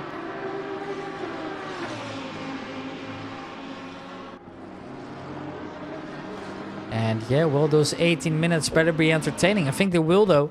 The gaps between drivers are definitely not as small as you think they might are. Now, we do have some disconnects. Unfortunately, I'm not able to tell you what they are exactly. Gatman is officially still on the server, I believe. Yes, indeed, he's still driving. I thought he would be done for. No, he's still going. He's brave. I mean, he is a couple laps down, but in the end, he's still driving, which I very much admire here, as there will be a driver swap here between Preto and Pachowski. It will be Preto to move one position, making his way into the top 10 now. But yeah, unfortunately, it's only really between positions within the team and not actually positions to gain from the other team. As it looks like the field's actually relatively stable now. The gap between Brau and the Ferrari is quite big. The gap between Woodward and Adamu is quite big as well. So I doubt we're going to see much more racing action between those drivers. And as I say that, looks like Ferrari unfortunately has made a small mistake. So Eric Brau at least moves up a bit of time, but unfortunately not going to be enough, I'm afraid. Here we see the battle for the lead. This Benjamin Eck currently in second place, chasing down Justin Young. It was a Dutch 1-2 in the first race, but Nico Veldman has got a lot of work to do if he wants to ensure that the result is the same as last time round. Benjamin Eck definitely is a quicker driver. He's proven that multiple times. I remember especially Donington Park during one of the longer events that I watched. I believe that was the 4-hour endurance. 5-hour perhaps, I'm not entirely sure. But I remember very, very clearly that they did a massive job. It was Benjamin Eck together with Melker Gardby. And they did a good job at, well, dominating the entire field. I believe they were in the GT4s back then, if I'm not mistaken. I think they brought the Alpine, which obviously was the most meta GT4 car at the time. And I believe it still is to this day, because I don't think we've seen much balance of performance changes over there. In the at least not from the Kuno side of things. I don't know if LFM has implemented something else. Obviously the sample size is going to be a little bit less as well, because Formula Racing League obviously uses the LFM BOP, and the BOP in the GT4s I guess is less accurate, because, well, we've got less people actually interested in those GT4 cars. Now I know as well that especially the people that have actually been driven, I haven't been too positive about them, though they are obviously a good change up sometimes. Personally, I haven't driven them before. I don't own the GT4 DLC, unfortunately. Here we go, Nico Veldman. Getting closer and closer to Benjamin Eck. Benjamin Eck will also be feeling him breathing in his neck, of course. There will be 15 minutes to try and make an overtake and stick to it. Everybody served their pit stop, so every time you're seeing here is entirely accurate. It is going to be another change up here. It looks like the Aaron Dames position...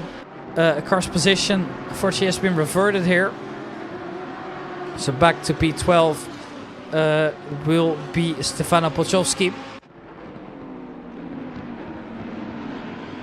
Nico Veldman, well, applying as much pressure as he can. This is the inside cam. We don't tend to use this very often, but it just shows really what kind of movements he's making with the steering wheel. It also just shows how quick these drivers really are. Look at how close he is to Benjamin Eck and Justin de Jong. Looks like he might get a good run on him now. He's definitely gaining on the Lamborghini ahead of him. But is it going to be enough? I am not entirely sure. It is the top three here battling it out. Absolutely beautiful racing we're seeing, though. Everybody just staying in the exact same lines, the exact same optimal lines you gotta take here around this Austrian track. And, well, I think it's fair to say, as we make our way over to the Niki Lauda curve one more time, that this is going to be a battle that's going to last the entire way. I am pretty sure that that's the case indeed. Here we see Alan Brown. Oh, he is still fighting with one of the VESTASPORT cars, one of the only drivers that still is fighting with a VESTASPORT car actively. And there's the inside line there, but unfortunately not going to work out. And Alan Brown will make a one position here, and it will be Sana in the Ferrari 296 to unfortunately give it the position. Obviously the 296 being the newer of the Ferrari cars here as well. And here we see Adamu making his way past Neil Woodward. So that's the first obstacle gone here for Adamu. He can now try and focus on catching up to the next driver ahead of him, which is Tukberg Bademci. Currently standing in P7. Representing Formula Racing League team as always. And well, it's fair to say that this man has done a massive improvement compared to his last race. Obviously, keep in mind as well, he came from, I believe it was P24 on the grid. Yeah, that's massive. How has he done that? Although I don't think that's entirely accurate, no? Because I don't think he finished ahead of Justin de Jong here, so not entirely sure what has happened there. Obviously, this has been edited manually. Obviously, the race result of the sprint race was used to decide the order of the endurance or well, feature race, I guess. I guess you can't really call it an endurance because it's only 45 minutes long, but it is obviously a longer race compared to the sprint race that we have just watched, which only featured 25 minutes of racing. But man, was that a close race. And Nico Veldman has gotten himself a drive-through. How has that happened? Was it track limits? Well, I suppose it was.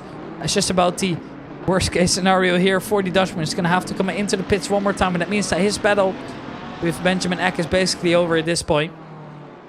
Serving that penalty will cause him to fall back significantly. But I think he's going to stay in this position for a little bit longer. Because if he does not do that, he is going to end up in a position where he has to fight with the slower cars. And that's going to cost him quite a bit of time later on in the race. So I think he's just going to hang around a little bit longer. I could be mistaken. And this is another battle here for Francesco Adamu. Obviously, it will be the BMW here to have the inside line, so he can stick to it. But Francesco Adamu decided to make the move. Maybe down the inside. That's an opportunity there. It looked like it was Tukberg to kind of struggle there for grip a little bit. And there's the small little touch there. It's nothing major. And here's another touch as well. It's going to be, unfortunately, Bademci to just completely lose control of his car. It's going to fall off so much longer. It's actually a chain reaction caused. Oh no, that's just about the worst thing that could have happened. I want to see that one more time. Actually, maybe we can watch it from the POV of the defending driver here. Bademci realizes he makes a small mistake, has to correct for it, and then makes his way over. There's definitely enough space left by him here, so they touch here on the first one, and they want to make his way over towards the outside, and steering in, unfortunately, loses control and gets spun around by the other drivers. That, well, unfortunately, can't really help it either. Oh no, that's just about the worst case scenario here as the live action resumes. Francesco Adamu now finds himself in 6th position here as Nico Veldman has served his mandatory well, I want to say pit stop, but it's not. It's his drive-through penalty, of course, that he is served now. And now he finds himself in P7. So Adamu, definitely the strongest driver on the grid at the moment for VESTASPORT. He's been doing a massive job at competing in both races. And obviously, this time he started from the back as well. So it's no surprise to see that these drivers were obviously going to end up somewhere in the front. But yeah, I will definitely take it if I was him. They should be very happy with how things are going. There we go then. It is going to be Ricardo Sana to also try and get into the mix here with the other drivers. Getting his elbows out in the process as well. We need to. It's the last 10 minutes here, as I can see there's a couple more positions to be fought for now. Thanks to the incident, the field is kind of shaken up. But this is Stefano Poczowski we are aboard with, and that's Ferrari right behind and Woodward right ahead her. So 2 drivers here for VESTASPORT trying to make their way over to Neil Woodward. And Neil Woodward, well, he has definitely been under a lot of pressure in these races, but he's done a good job at defending for the most part. Sure, some small mistakes here and there, but nothing major that costed him, well, the race. He's done a good job at ensuring that things are just going absolutely right for him. And here's Stefano Polchowski trying to find a way around here, hoping that he can better exit. And that's the McLaren of Neil Woodward going very, very wide there. And I wonder if that was in the track limits. Most likely not, but I wonder if he actually gained or lost time on that. Because if he's gained time, you see that's going to end up in a drive to eventually. So we have to keep our eyes on that as well. Here's Ricciardo Bassana. But luckily there is also the flags coming out now.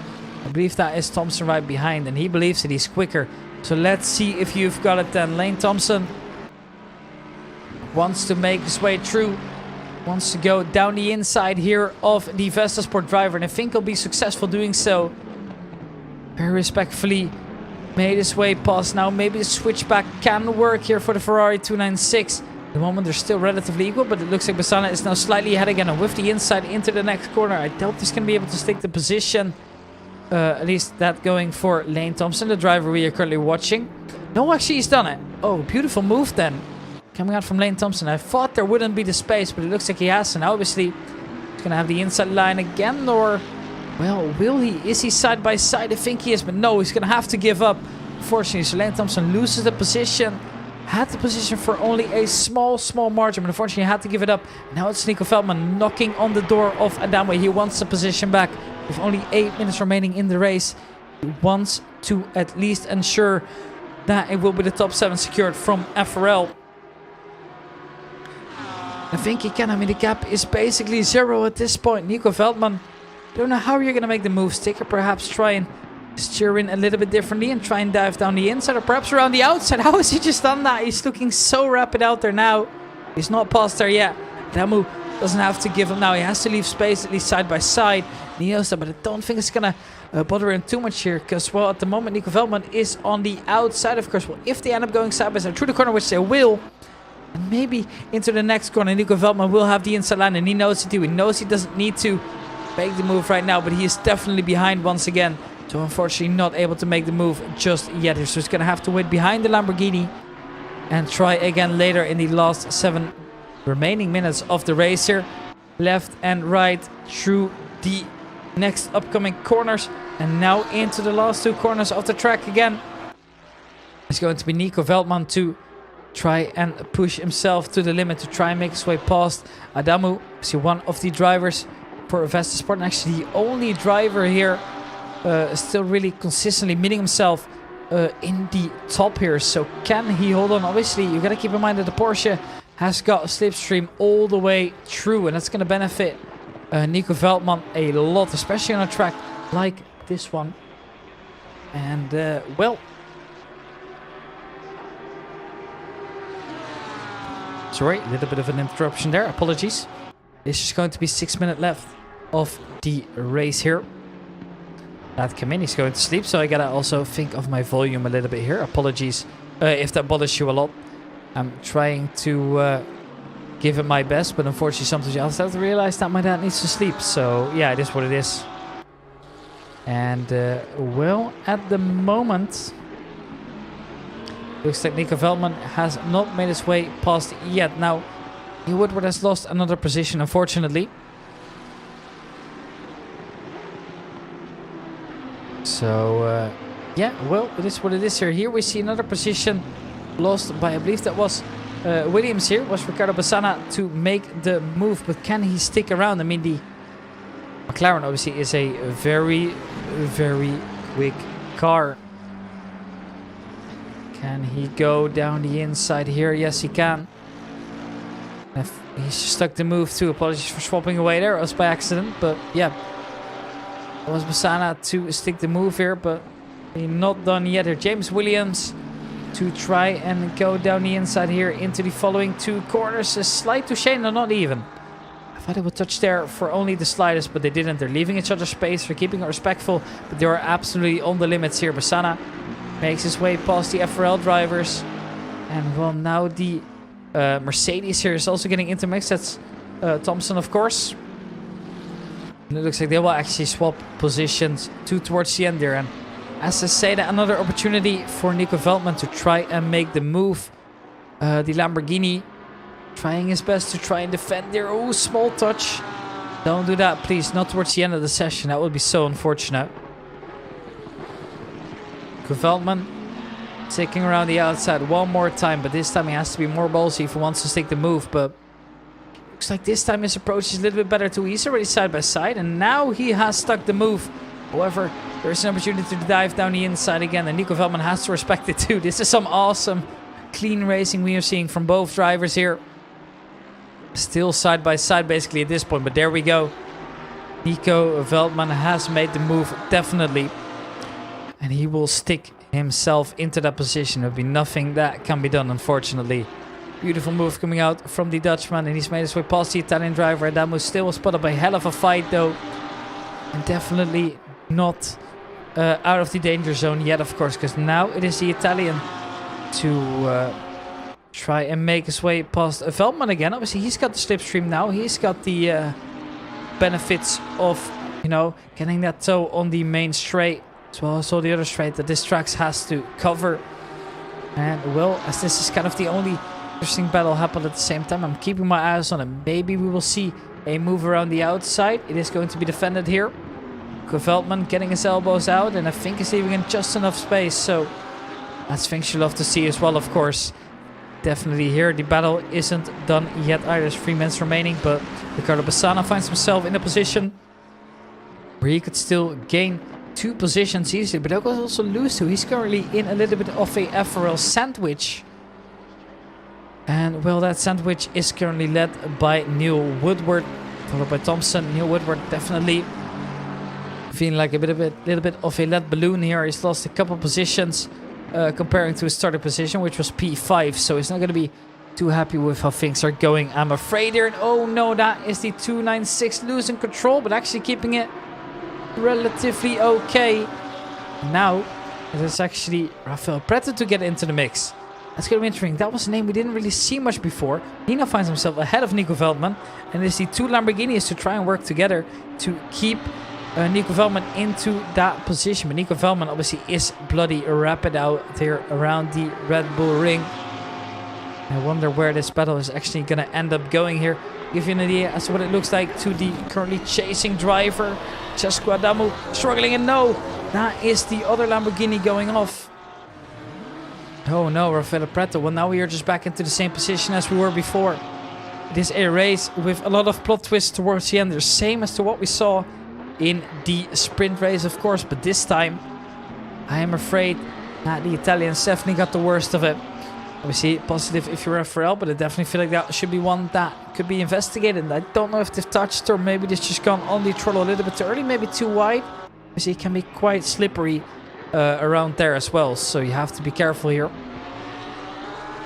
The track is dry, and there is obviously a lot of grip, but still, it can be cold, and it can also be, well, a track where you don't want to really go over the limit, because if you find yourself going wide at the Licky Lauda curve, I know from experience, you are gonna spin around. And as the race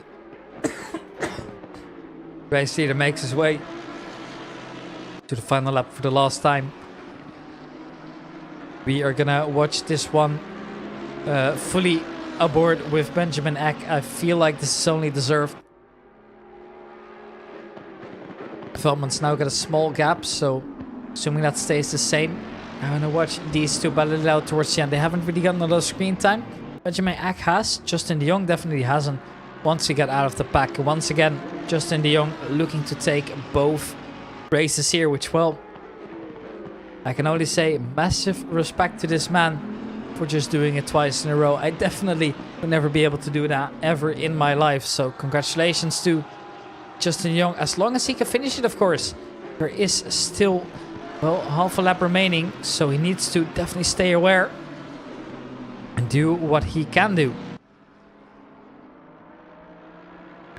Benjamin Eck still chasing, hoping that in the last 2 turns will be Justin de Jong to make a mistake. But unfortunately, doesn't look like that's going to happen, because this man, Justin de Jong, has had a massive drive. Look at how wide he's going there. That's just desperation at that point. But Justin de Jong had a massive drive, and he comes across the finish in first place, following Benjamin Eck. Very well done. Now we've got Marco Kelly finishing on the podium as well. Great race by him. Definitely one that I didn't notice too much, but he's just been finding his way up. And it will be Stachecki and Garby to finish behind as well. Now it is Nico Veldman to cross the line in P6. Well, if there was one word for this race for him, it would be hard fought. Is that 2 words? I'm not even sure myself. But man, P6 is impressive considering what he had to work with. And especially considering the incidents he's been involved in. And keep in mind, he came from P22 as well, right? So he had to do it the hard way. Adamu with a well-deserved 7th position. I, unfortunately, well, hoped that he would finish a little bit higher, as it will be Santoro, Preto Pochovski, Ferrari, Sven Corving, and then Derek Brow to finish in P13 right behind. Obviously, other drivers from P19 on already finished as well here. So we are just waiting for Derek Brow to cross the line in P13. As it will be Hein Thompson as well as the driver right behind him, Bassana. Not able to make the move in the end, so P14 still secured by him in the end. And well, that is basically going to be the end of the race here. We've still got Neil Woodward out there. He's the last one to cross the finish, ladies and gentlemen.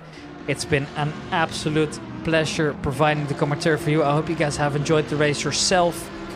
And please, if you have, make sure you check out Formula Racing League if you haven't already. It's been an absolute pleasure to provide commentary for you once more. And well, personally, I always really enjoyed doing these sessions here. It got a little bit messy towards the end, but that's the beauty of racing sometimes. And the sprint race definitely was a close but interesting affair too. So Give it all you got. my only final words here, as the practice is already underway, but unfortunately that was the last session of today, is thank you guys all for watching. Check out my socials as well, at RickyDC on most platforms. The I is the one. That being my Twitter, my Twitch, at least my private Twitter. I've also got a broadcasting account, which is at RDC Broadcasting.